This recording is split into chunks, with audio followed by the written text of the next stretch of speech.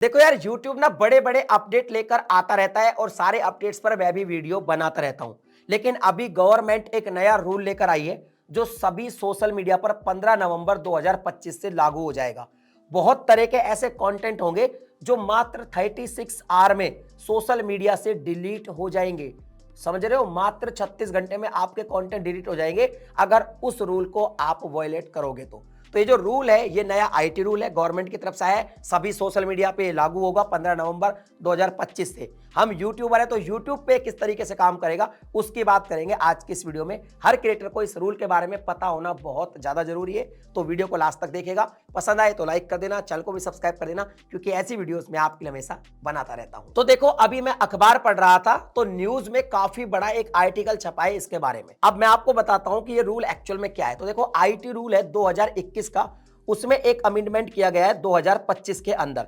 यह कहता है कि पहले से एक नियम था, और नियम यह था, जो 2021 का आईटी रूल्स था उसमें एक नियम था कि जैसे कोई फेक न्यूज हो गई, नेशनल सिक्योरिटी को थ्रेट वाला कंटेंट हो गया, किसी कम्युनिटी के खिलाफ कोई गलत चीज हो गई, या किसी व्यक्ति के राइट्स वायलेट कर रहा है कोई, तो उसे प्लेटफॉर्म पर क्या होता था, उस कंटेंट के खिलाफ एक्शन होता था। चाहे वो यूट्यूब हो, फेसबुक हो, आपने देखा होगा ना, बहुत सारे चैनल डिलीट हुए, बहुत सारी वीडियोस रिमूव हुई, क्योंकि गवर्नमेंट उनको रिपोर्ट करती थी और सोशल मीडिया को उनको जो है कंटेंट को हटाना पड़ता था।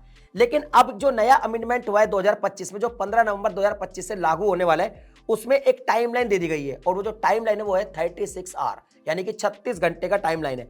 मतलब अगर किसी ने भी कंप्लेंट या रिपोर्ट करी और वो कंटेंट इलीगल या इस तरह का कोई कैटेगरी का हुआ, तो भाई साहब 36 घंटे के अंदर उसे डिलीट करना लीगल ड्यूटी हो जाएगा किसी भी सोशल मीडिया की। और अगर सोशल मीडिया उसे 36 घंटे में डिलीट नहीं करता है, चाहे वो पोस्ट हो एक्स पर, चाहे वो वीडियो हो यूट्यूब पर, कुछ भी किसी भी तरह कंटेंट हो, तो भैया सोशल मीडिया प्लेटफॉर्म के खिलाफ भी एक्शन हो सकता है।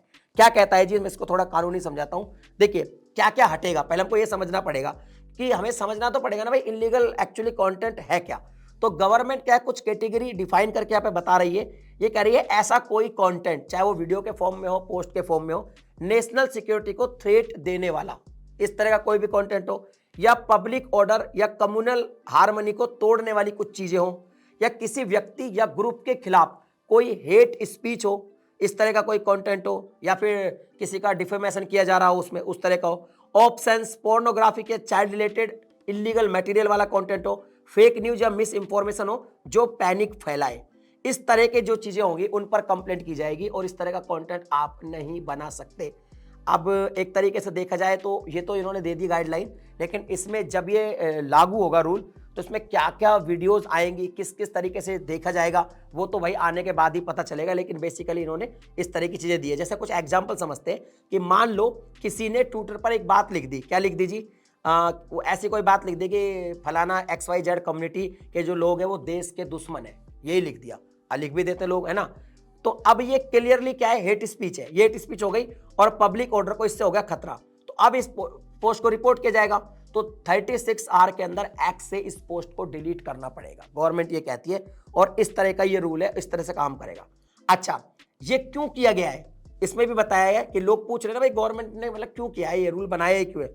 तो रीजन इसका सिंपल है कि सोशल मीडिया पर fake news, deep fakes, hate speech और मिस इंफॉर्मेशन अब बंद करना चाहती है गवर्नमेंट, कि भैया ये होना ही नहीं चाहिए, ये होना ही नहीं चाहिए, इसलिए किया गया है। इसमें एक चीज और है कि हर कोइन के क्या होते हैं, दो साइड होते हैं। एक तरफ ये रूल सेफ्टी के लिए अकाउंटेबल है कि भाई चलो सेफ रहेगा, लेकिन दूसरी तरफ लोग ये भी कह रहे हैं कि क्या ये फ्रीडम ऑफ स्पीच को भी रिस्ट्रिक्ट करेगा, जो कि लग रहा है कि भाई कर सकता है। उस गवर्नमेंट एक तरीके से क्रिएटर्स का फ्रीडम भी छीन रही है, क्योंकि इलीगल कंटेंट का जो डेफिनेशन है ना, वो सब्जेक्टिव होता है हमेशा।